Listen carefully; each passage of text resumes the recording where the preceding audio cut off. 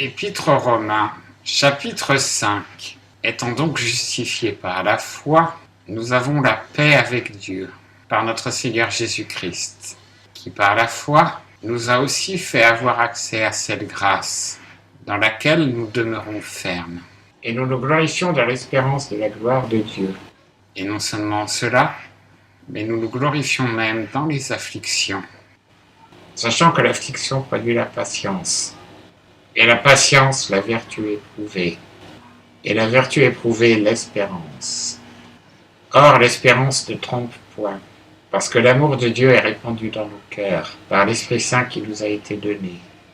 Car lorsque nous étions encore sans force, Christ est mort en son temps, pour des impies. Car à peine mourrait-on pour un juste. Peut-être se résoudrait-on à mourir pour un homme de bien, mais Dieu fait éclater son amour envers nous en ce que, lorsque nous étions encore des pécheurs, Christ est mort pour nous. Étant donc maintenant justifiés par son sang, à plus forte raison serons-nous sauvés par lui de la colère de Dieu. Car si, lorsque nous étions ennemis, nous avons été réconciliés avec Dieu par la mort de son Fils, à plus forte raison, étant déjà réconciliés, serons-nous sauvés par sa vie? Non seulement cela, mais nous nous glorifions même en Dieu, par notre Seigneur Jésus-Christ, par lequel nous avons maintenant obtenu la réconciliation. C'est pourquoi, comme par un seul homme le péché est entré dans le monde, et par le péché la mort, de même la mort s'est étendue sur tous les hommes, parce que tous ont péché. Car le péché a été dans le monde avant la loi, mais le péché n'est point imputé quand il n'y a point de loi. Néanmoins, la mort a régné depuis Adam jusqu'à Moïse, même sur ceux qui n'avaient point péché, par une transgression semblable à celle d'Adam, qui est la figure de celui qui devait venir.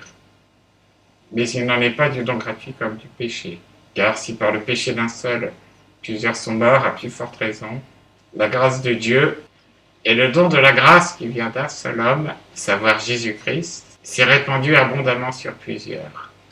Et il n'en est pas de ce don comme de ce qui est arrivé par un seul qui a péché, car le jugement de condamnation vient d'un seul péché. Mais le don gratuit de plusieurs péchés a tiré la justification.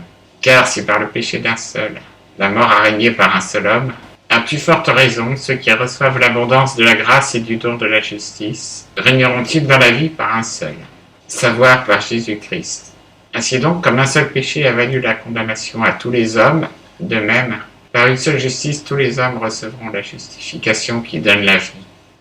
Car comme par la désobéissance d'un seul homme, plusieurs ont été rendus pécheurs, ainsi par l'obéissance d'un seul, plusieurs seront rendus justes. Or la loi est intervenue pour faire abonder le péché, mais où le péché a abondé, la grâce a surabondé, afin que, comme le péché a régné dans la mort, ainsi la grâce régna par la justice, pour donner la vie éternelle, par Jésus-Christ notre Seigneur.